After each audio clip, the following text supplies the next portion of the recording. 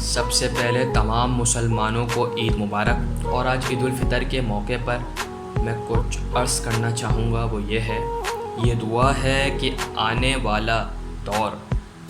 ہم غریبوں کو راست آئے بہت، قوم جس طرح سرشار ہے آج،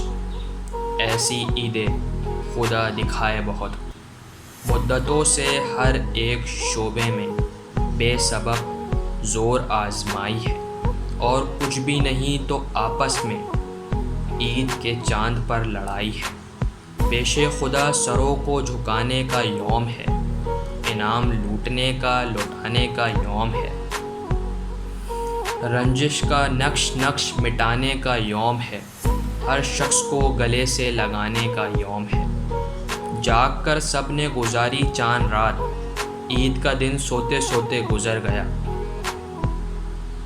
جیب خالی کر گیا یوم سعید، جو بچا تھا وہ عیدیوں میں بٹ گیا، اہل ایمان کو مبارک عید ہو، ہے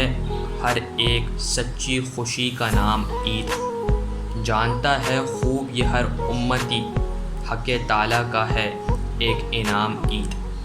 او مبارک عالم اسلام کو، کتنی روشن کتنی تابہ عید ہے، راہ حق کے ان شہیدوں کو سلام، خون سے جن کے فیروزہ عید ہے، جن کے پیارے جان کی بازی ہار کر آج قبرستان میں آباد ہیں، ایسے عالم میں منانے والے عید لائق صدہ مبارکباد ہیں، دھونس کے ساتھ دھمکیوں کے ساتھ حسب منشا قبول کرتے ہیں،